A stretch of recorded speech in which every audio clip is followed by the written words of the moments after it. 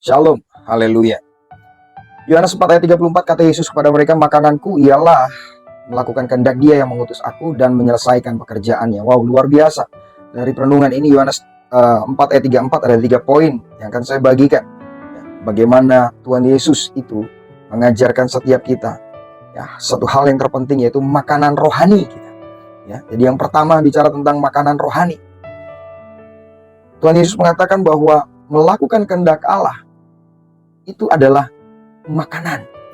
Jadi makanan itu digambarkan melakukan kehendak Allah.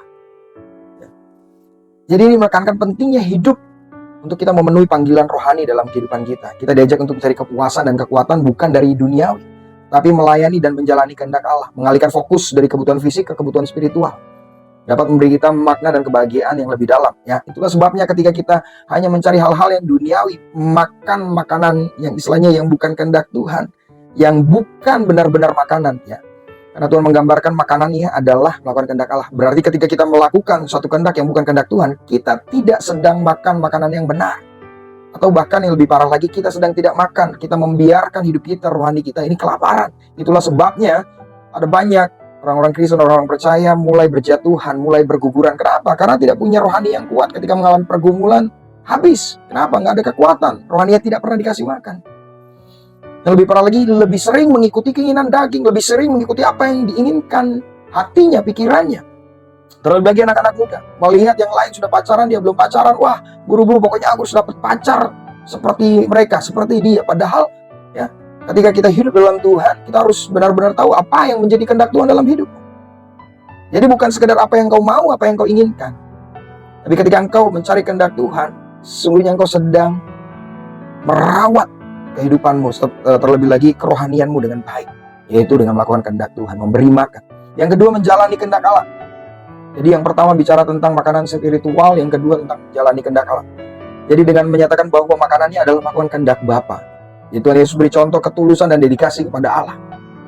Ketika kita dipanggil Tuhan, kita bertobat, dipulihkan, dan kita mengarahkan hidup kita kepada Tuhan, melakukan kehendak Allah itu menjadi prioritas dalam kehidupan kita. Jadi satu dedikasi kita, Jadi benar-benar mengarahkan hidup kita kepada Kristus. Seperti Paulus mengatakan, aku melupakan apa yang ada di belakangku dan mengarahkan hidupku, mengarahkan ke depan pada panggilan surgawi. Nah sekarang khususnya buat anak-anak muda, kemana engkau arahkan hidupmu? Apakah hidupmu engkau arahkan hanya untuk mengejar ketenaran, mengejar finansial yang mapan, atau hanya mengejar kesenangan-kesenangan hatimu saja, atau engkau mengejar untuk melakukan kehendak Allah? Jadi ini yang menjadi satu buah yang timbul dalam hidup kita. Orang bisa melihat bagaimana buah hidup kita ketika apa? Ketika kita benar-benar menaruh dedikasi atau menaruh sepenuhnya kehendak kita dalam kehendak Bapa. Kita perlu minta Tuhan untuk memberi kita hati yang rindu untuk mengetahui dan melaksanakan kehendaknya. Jadi mulailah berdoa untuk cari kehendak Tuhan dan minta kekuatan untuk melakukannya. Yang ketiga, pentingnya pekerjaan yang diselesaikan. Saya percaya bahwa setiap kita nggak pengen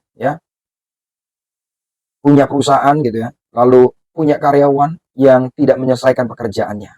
Kita akan rugi besar. Demikian juga kita dalam kehidupan kita. Ketika kita tidak menyelesaikan apa yang menjadi panggilan kita, bukan Tuhan yang rugi, kita yang rugi. Jadi itu menjadi satu keputusan kita, mau melakukan kehendak Allah dan menyelesaikannya, atau kita cuma setengah-setengah aja, lalu ketika ada tantangan dalam kehidupan kita, kita nyerah, kita give up. Bahwa ada tanggung jawab dalam kehidupan iman kita. Kita dipanggil untuk tidak hanya memulai pelayanan, memulai panggilan kita, tapi menyelesaikan apa yang sudah Tuhan percayakan dalam hidup kita.